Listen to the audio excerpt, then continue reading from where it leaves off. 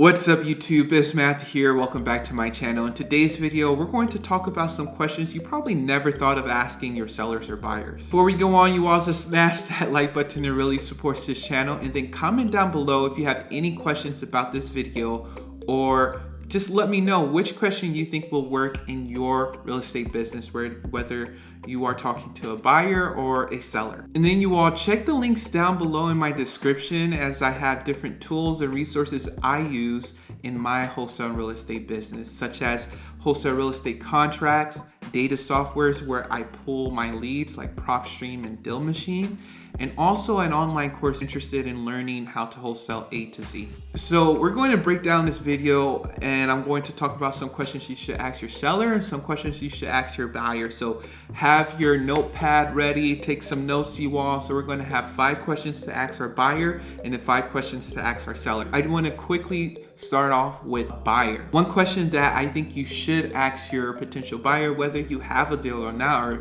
let's say you're just trying to build your cash buyers list, just ask them, when was your last investment purchase? That question does different things. So number one, it lets you know if this person is actually buying properties and how recently they bought a property, right? So if they say, yeah, I bought a property a few months ago, yeah, that can be a cash buyer. Or I bought a property earlier this month. Yeah, that's a cash buyer that actually closed deals. Another thing that question does is just, in a way, it opens it up to them, and they start talking about the property, they start talking about the area, and they probably give you an address. And then you can start researching about that property on what criteria that buyer needs. Let's jump over to the seller. So we have one question for the buyer. Now we're going to have a question for the seller. Let's say you're cold calling, or someone called you off a bandit sign or off of a text lead.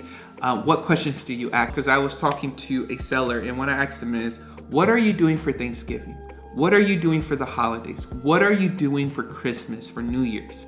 All right, you all. So that question opens up the floor to a bunch of things with yourself. So number one, when you ask that question, you're building rapport. And this game is all about building rapport with your sellers. Just relating something to them. A holiday's coming up. I'm gonna do something, you're gonna do something. What are you going to do? I'm gonna do this, and different things like that. So you're just building that relationship with the seller. Another thing that can do for you, that question, is give you a timeline on when they are looking to sell. Because with that question, you can ask, okay, so are you looking to move by Christmas of this year, by the end of this year? How would you feel being in your brand new house by Christmas morning? That question is great because it gives you the ability to build rapport and also the timeline to sell. So the next thing I want you to mention to your cash buyer, so now we're on the second question, for your cash buyer, is to let them know this is an all cash purchase done at a title company. Is this something that you can do? We posted a deal on Facebook Marketplace, and sometimes you get people from all over because it's on Facebook Marketplace. And so you have to be sure that they are an actual investor, a cash buyer for your wholesale real estate deal. Well, by asking them, is this something that you can do, an all cash purchase, it number one, it shows you that you're an authority, right? That you're saying, hey, we're talking business, this is straight cash. And also, you want to be sure that they know what's happening here, right? And then another thing that I like to put, I put that if this is done at a title company, because a lot of times when you say cash, some people might think it's under the table or something, but it's not. It's done at a title company.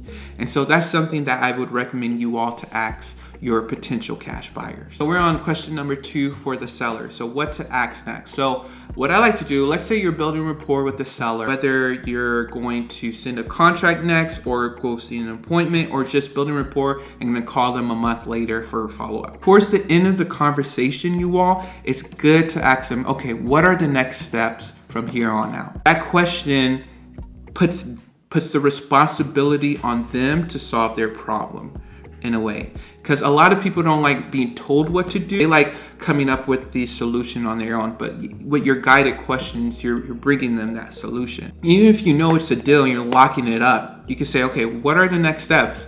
And then the seller would know, well, I guess you send me a contract, or I need to sign something, and different things like that. It's just, that's how you build more rapport with people. Another thing it does is that it puts an objective in the seller's mind, saying, okay, I have to do this next, right? And so it makes them more on top of things. But especially if you're following up with a seller who is kind of back and forth with you, who never truly responds to your calls and different things like that. When you say, okay, when you put that a little bit of pressure on them by asking them that question, what are the next steps?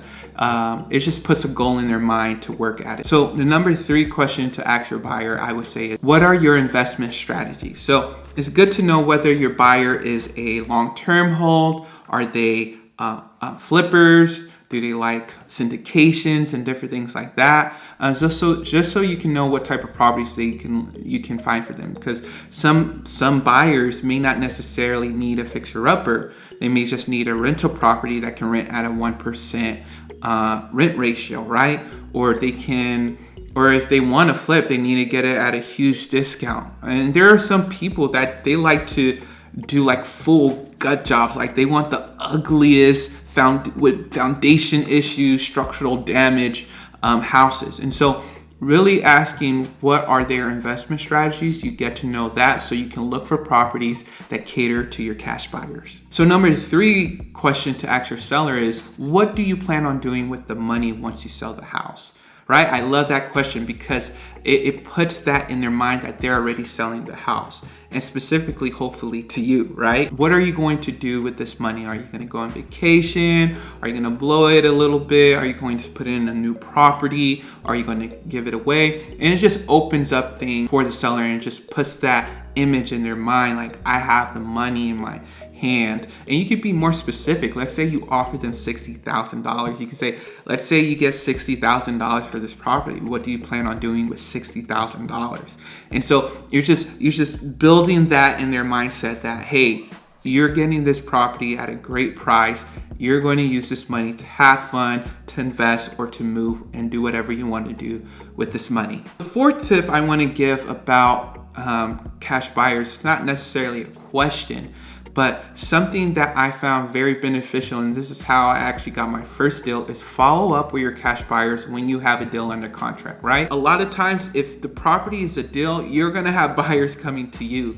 But sometimes you need to give a little push to your cash buyers, because at the same time, you still have to implement marketing and advertising even when you're talking to your buyers. Not as much with your buyers than you do with your sellers, but there's still a little bit of that with your buyers, right? For my first deal, I contacted a buyer. She said she was interested, sent the info.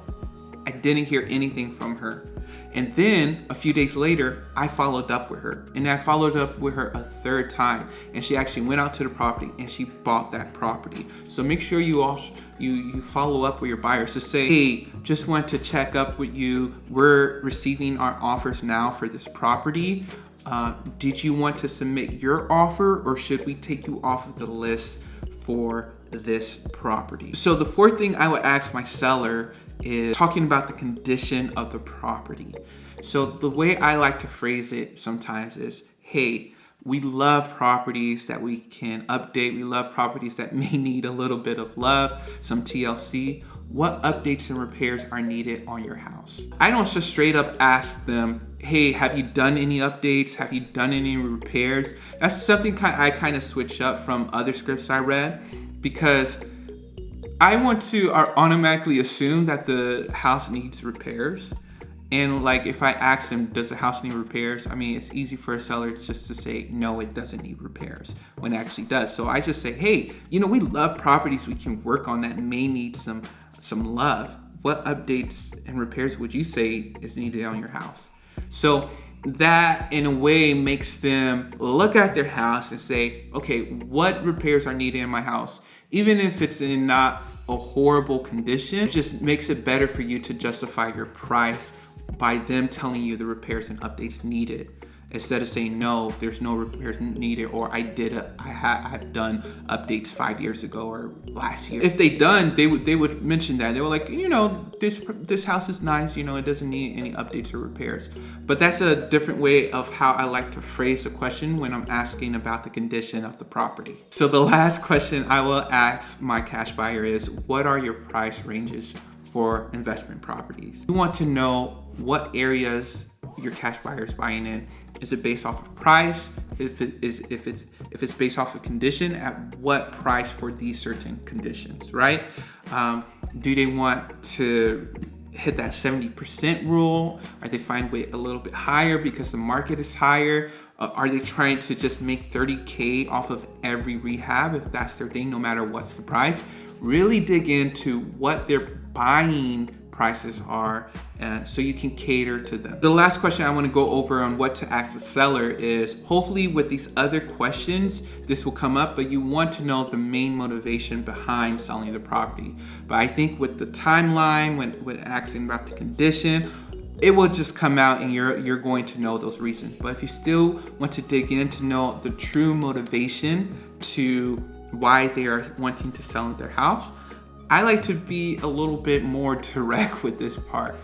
I just say, hey, you know, this is your situation. You say you want to sell it at this time. You know, what are the reasons why you want to sell it at this time? Or what are the reasons why you haven't updated your property, right? So I kind of like to play off of those other questions to get the motivation. I'm hesitant of just asking straight up, why are you wanting to sell, right? What is your motivation for selling?